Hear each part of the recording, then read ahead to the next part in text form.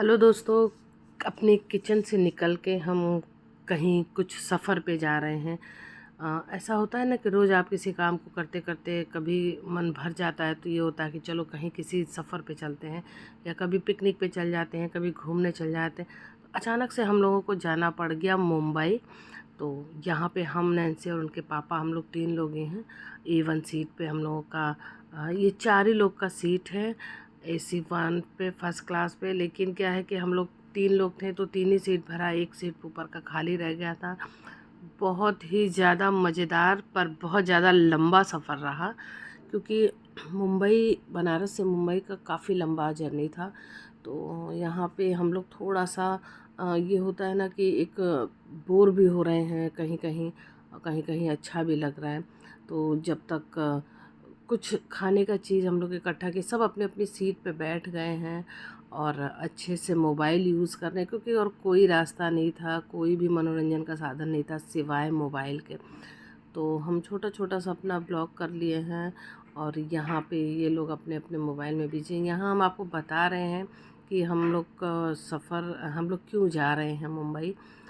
तो हम लोग क्यों जा रहे हैं मुंबई, ये भी आपको थोड़े समय बाद आपको हम बता देंगे कि क्यों गए थे।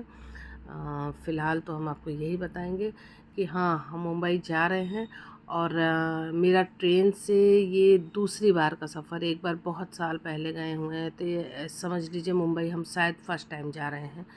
तो ऐसे तो हम दूसरी बार जा रहे हैं, लेकिन ऐसे एंजॉय करते हुए हम फर्स्ट टाइम जा रहे हैं। और अगर आपको ट्रेन के सफ़र में ही चाट पापड़ी खाने को मिल जाए तो फिर तो मज़ा ही आ जाएगा, क्योंकि अक्सर ट्रेन में हम लोग पूड़ी सब्जी वगैरह ही ले जा सकते हैं। लेकिन यहाँ हमने खट्टी चटनी बनाया था, मीठी चटनी बनाया था, सेव रखा था, पपड़ी बनाए थे, आलू को बॉयल करके छील के छोटे छोटे टुकड़े में काट के उससे भी टिफ़िन में स्टोर किया था, थोड़ा सा हरा धनिया काटा था, थोड़ा सा हरी मिर्च काट के रखी थी।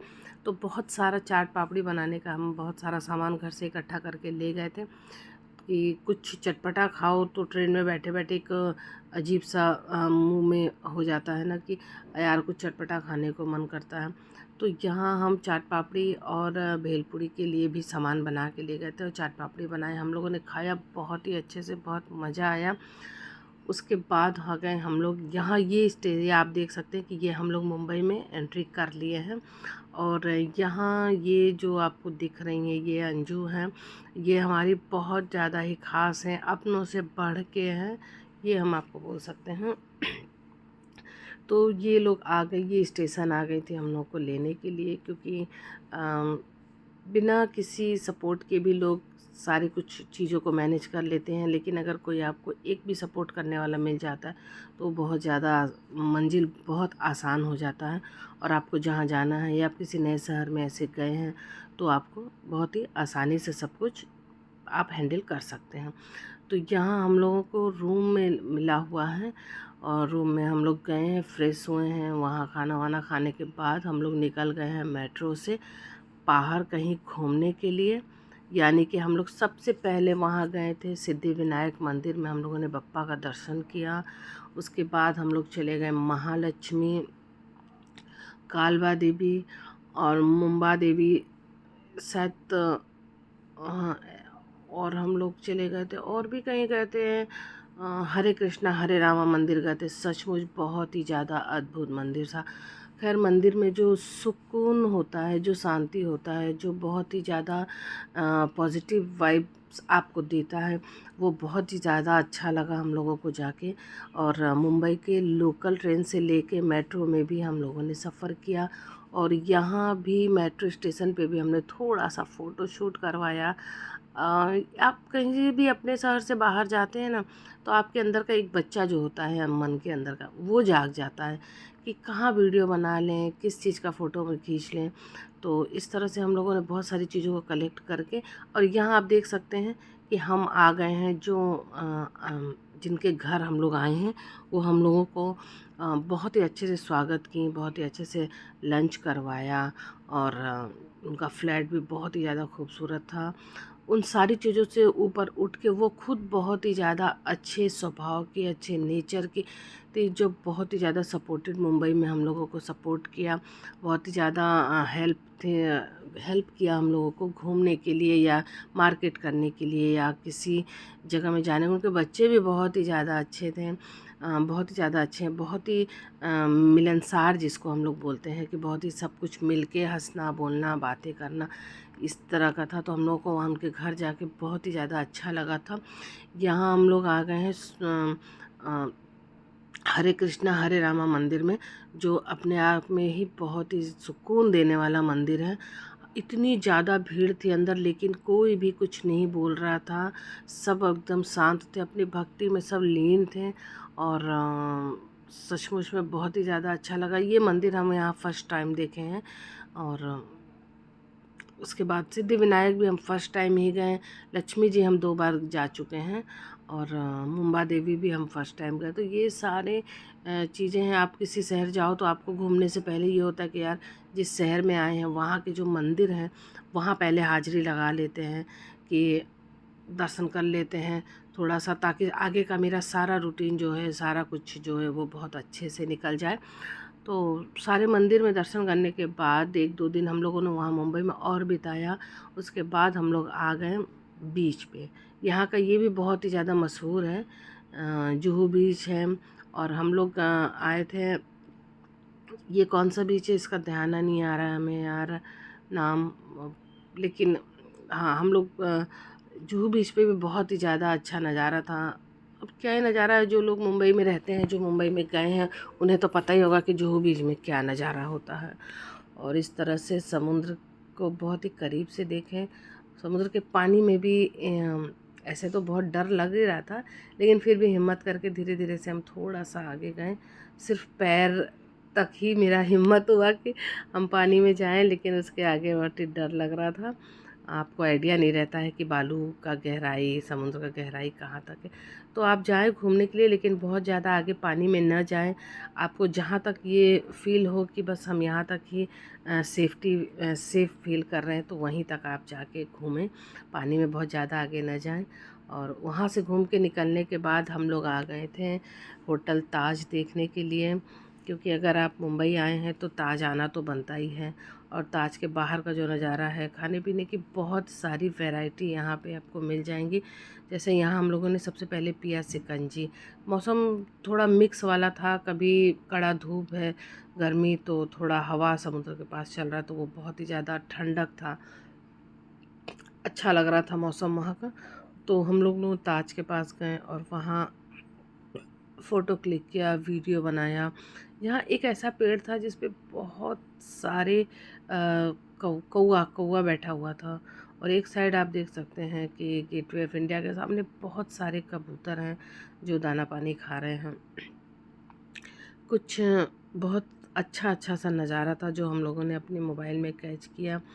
और यहाँ आके तो सबसे पहले हम लोगों को 26/11 वाला जो अटैक था, पता नहीं 26/11 था या कौन सा था,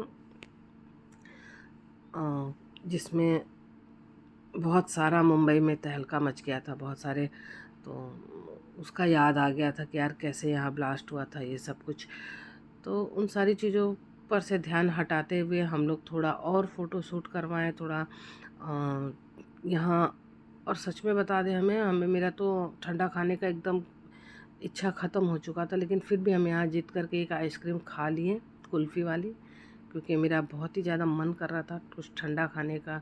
तो एक ही सही, लेकिन हमने खाया और सचमुच बताया मुझे बहुत मज़ा आया खा के और मुंबई घूम के भी।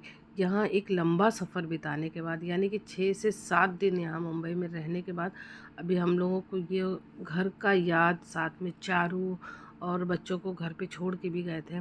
तो एक होता है ना, पूरी फैमिली साथ में है तो बहुत ही ज़्यादा मज़ा आता है। अगर आधे बच्चे घर पे हैं, आधे को लेके आओ, तो ये हो जाता है कि अरे यार ये लोग भी होते साथ में तो और ज़्यादा मज़ा आता और ज़्यादा अच्छा लगता।